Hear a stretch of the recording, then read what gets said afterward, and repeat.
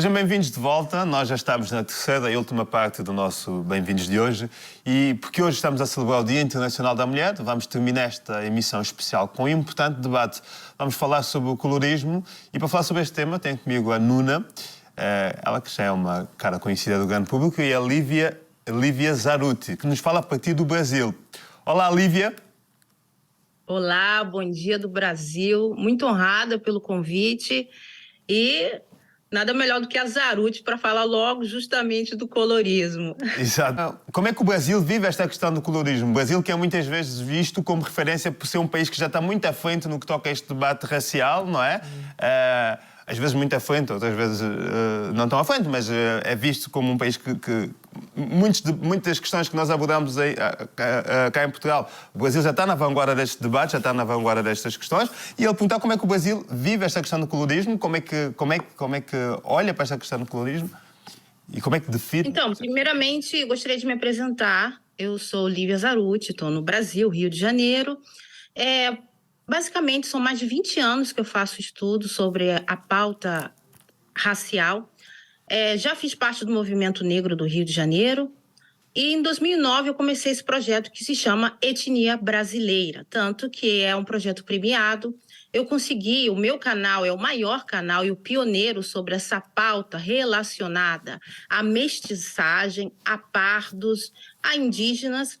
E no meu caso, no meu canal tem muitos vídeos, né, com milhares de visualizações. O canal já bateu mais de 50 milhões de visualizações desde 2018. Uau. E no Brasil, essa pauta colorismo, primeiramente que esse termo, que tem uma origem americana, que foi extraído de uma literatura, de um romance, né, um livro de contos, né, de uma autora, Alice Walker. Alice Walker, né? Sim. E ela justamente falava sobre essa questão dentro do grupo negro, né? Uma mulher considerada negra, afro-americana ou latina, com os privilégios de ter uma hierarquia, por ter mais aproximação europeia.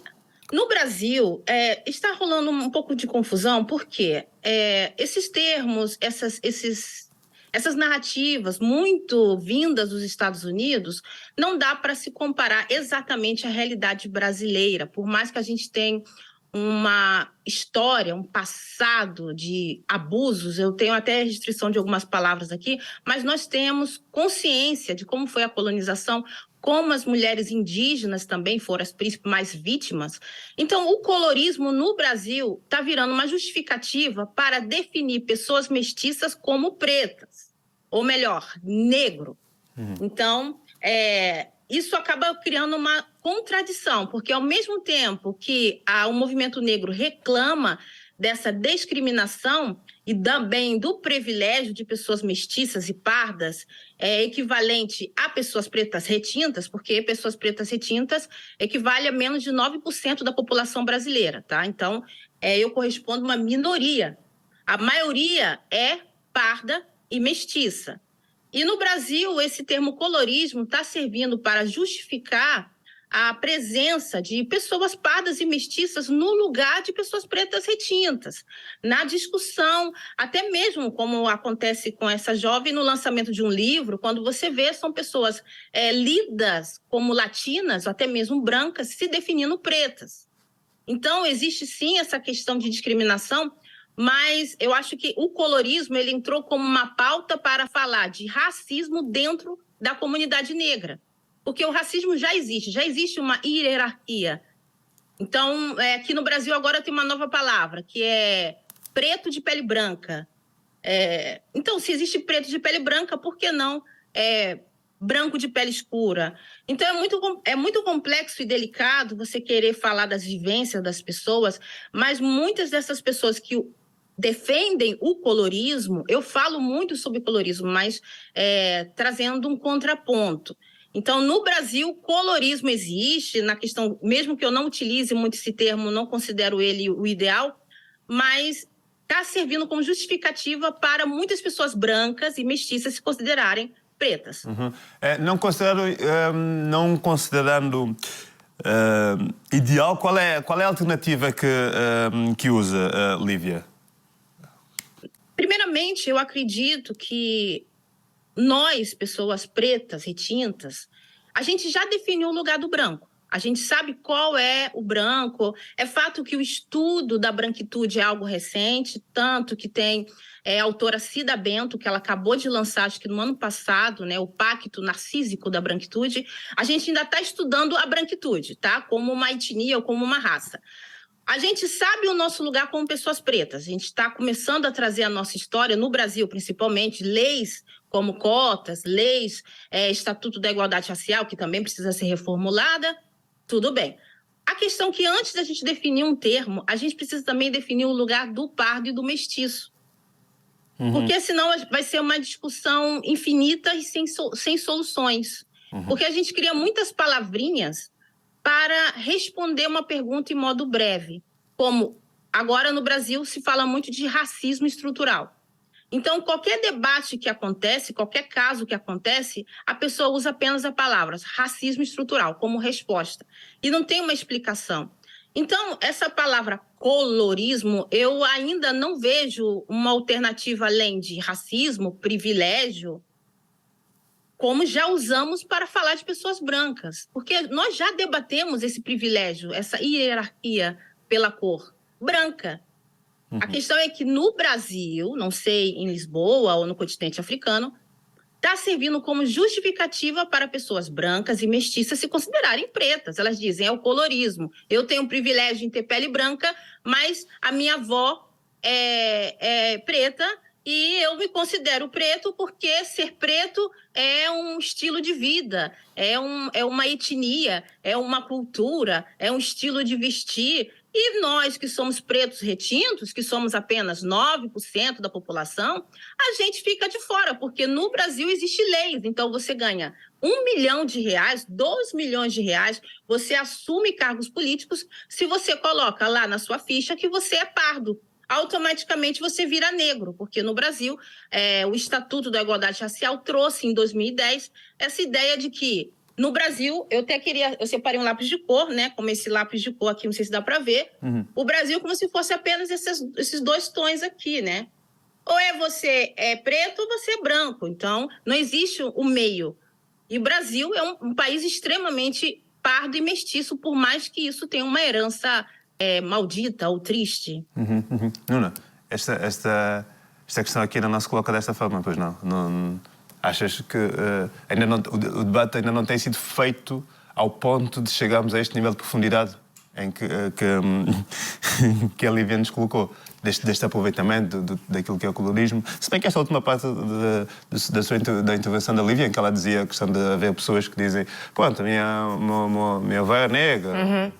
Não, eu acho que existe aqui. Eu acho Angola, que... então eu posso sim, cantar sobre isso. O meu tio avô primo sobrinho teve em Maputo 3 dias, portanto, obviamente, eu vou descobrir agora que eu sou negro porque ouvi Tupac ontem.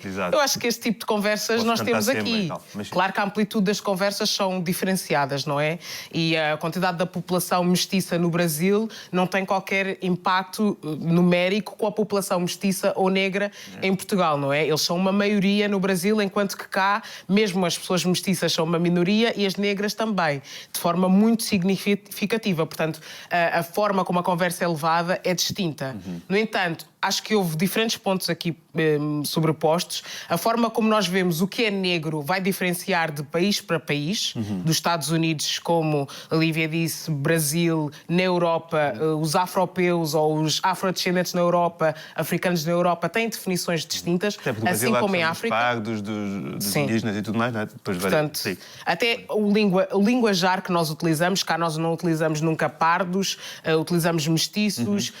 Cada vez mais tende a deixar de usar mulatos, enquanto que no continente africano é uma palavra muito utilizada. De onde é que vêm estas palavras? A definição, as ideias de junção à volta disto.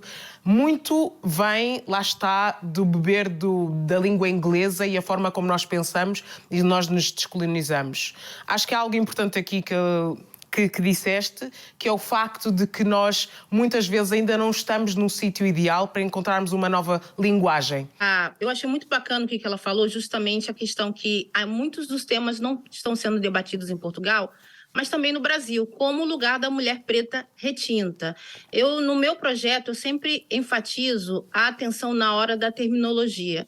Eu me defino como uma mulher preta retinta. Negro, no Brasil, já começa a falar de uma questão mais de um grupo mais cultural ou de ideologia política. Mas muitas das problemáticas que a entrevistada listou também é no Brasil. A questão da mídia, a presença do protagonismo aqui é pessoas mais próximas do padrão europeu. E sobre colorismo, pode ser substituído tranquilamente por privilégio. O que a gente está debatendo aqui é privilégio. Privilégio de você estar próximo do ideal de branquitude. E sobre o Dia Internacional da Mulher, eu acharia muito interessante que a gente começasse a trazer as problemáticas do que é você ser mulher preta retinta. A solidão, a questão que você não pode ter fraquezas, você tem que sempre ser a melhor, a invisibilidade. Mulheres pretas retintas, elas são invalidadas nas suas falas, até mesmo por homens pretos, tá, gente?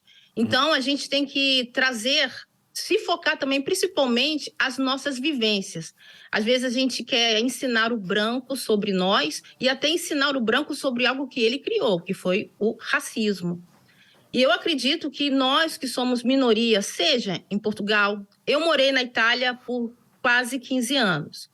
Então, eu vi de perto a realidade na Europa, na Itália, da nova geração de pessoas pretas que vieram diretamente do continente africano, tá? Então, lá tem muitos relacionamentos interraciais e tem uma comunidade preta, tanto que eu tenho um canal italiano que eu tô com esse projeto de trazer conscientização sobre a questão da mestiçagem. Você ser filho de uma mulher branca europeia, italiana, e você ser filho, ter uma origem afro, né? Então, eu acredito que muitas das problemáticas que a gente está debatendo em Portugal têm relação direta com o Brasil, porque nós temos uma grandíssima comunidade brasileira em Portugal. Os programas de TV são as novelas que são assistidas em Portugal, tem muitas brasileiras. E eu acredito que realmente, só para enfatizar que a gente tem que ter muito cuidado na hora de cair dentro dessas pautas, porque está muito claro que é uma pauta dentro da nossa comunidade negra. Porque a gente já debate o racismo, a gente já debate o privilégio branco. Lívia... A questão que a gente está querendo colocar mestiço como preto. Lívia, nós estamos a ficar aqui sem tempo. Eu queria colocar aqui mais uma questão antes de fecharmos e peço que pegue já nesta questão e faça já a sua conclusão, depois eu passo aqui para a Nuna, que era a questão, já vos ouvi também falar muito aqui sobre isto, então podemos assumir que esta questão do colorismo afeta muito mais as mulheres do que os homens, não é? Por que afeta mais as mulheres pretas do que os homens? Porque a mulher branca, o ideal branco é um prêmio, seja para o homem branco como para o homem preto. O homem preto, quando ele atinge um certo padrão social, ele busca na mulher branca aquela aceitação no qual ele não encontra. Sem dúvida, os homens pretos têm muitos problemas, mas as mulheres pretas são a base dessa pirâmide. Então, a mulher preta, ela não é aceita nem pelo homem preto, na questão estética mesmo. E nós, mulheres pretas retintas, sofremos muito mais essas sequelas, porque a gente tem que combater não só a branquitude, mas também o ideal que existe entre nós do que é beleza, do que é valor e do que é ser sensível, delicada. Então, a mulher preta retinta, ela é considerada raivosa, ela é considerada mais forte, até na questão do parto, acham que a gente não sente dor.